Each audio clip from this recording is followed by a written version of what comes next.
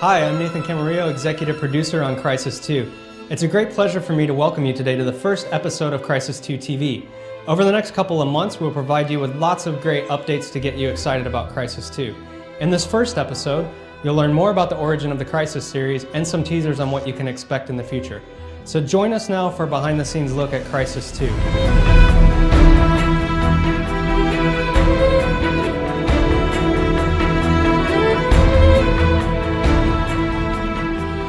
What is Crysis basically is a little bit the question. For once it's the nanosuit, which gives you all those abilities, and it's kind of this tool that makes an ordinary man a super soldier.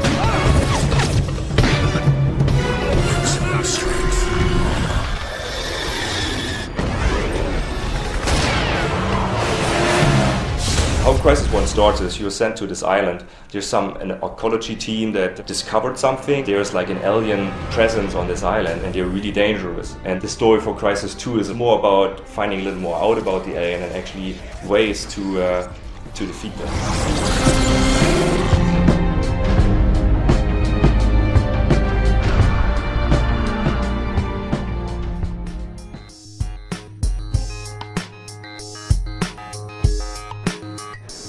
Hi, I'm Eric Staub, I'm producer on Crysis 2, and now I'm going to show you the team that creates Crysis 2.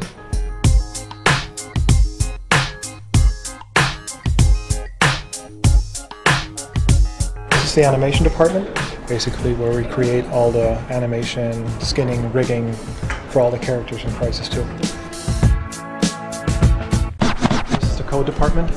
This is where all the brilliant, intelligent programmers sit.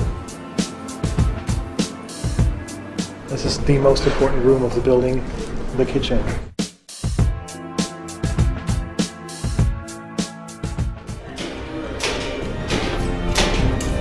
I'm Steve Bender, Animation Director here on Crysis 2. And what you're looking at are some stilts that we actually got when we were looking at the aliens that we have for Crysis 2. And we were saying, well, how would these characters move? They would definitely have this sort of locked out knee position, and they would throw their weight forward and have to push from their shoulders. But how can we get ourselves to move like that? And we came up with this idea of creating these types of stilts. And that allowed us to be able to walk around very much like our grunt swim.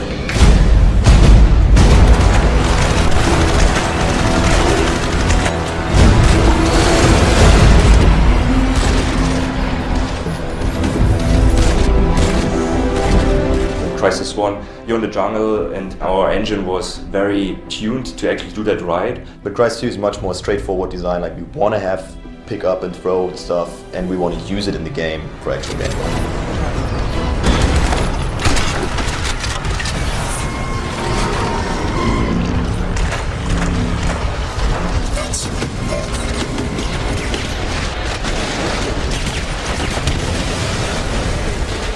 You know, what is the thing the company really excels at when you compare it to any other game studio?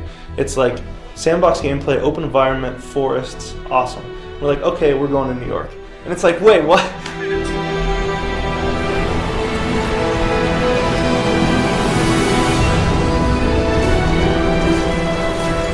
How do you take a city, which traditionally is totally like linear corridor shooter, and make it feel like the games that we've put out before? We know that the fans are expecting this stuff and we have to deliver.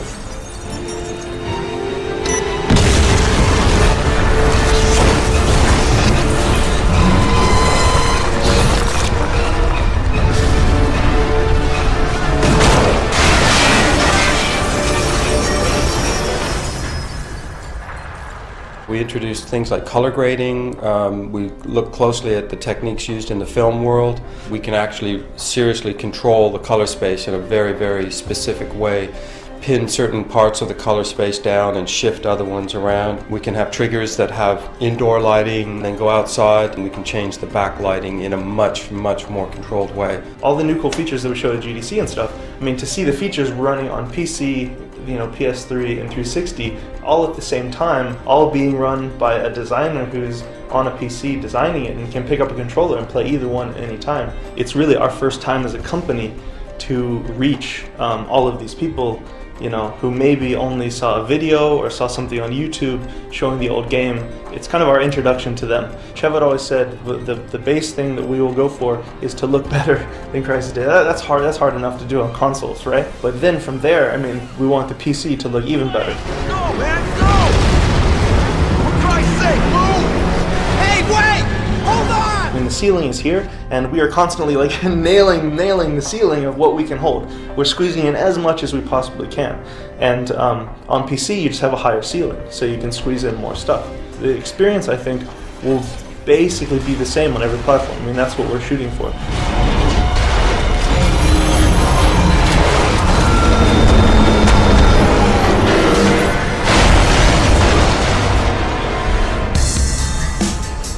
One half of the building, one half of the art department. We kind of put level art, level beautification, character art, and level design together in this part of the building.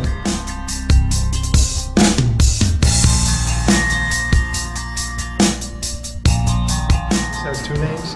One of them is the art pit, and the other one is this. This is like a small task force of people, and they're really crunching to get big chunks in the game done in time for alpha or for whatever deadline we have. They're a bit locked off, so they have their own quiet space and peace. This is the entire QA area. QA is really important because they're checking basically the game, the build, everything constantly, reporting bugs, so without QA nothing would work. Here we have the audio department. Right now I'm on this cinematic here. It's going to be implemented in the game later. It's a rough sound mix. Right now it's not in the game, it's playing from this editing software here. Right, I gotta get these doors locked. Yeah. So yeah, this is our audio department.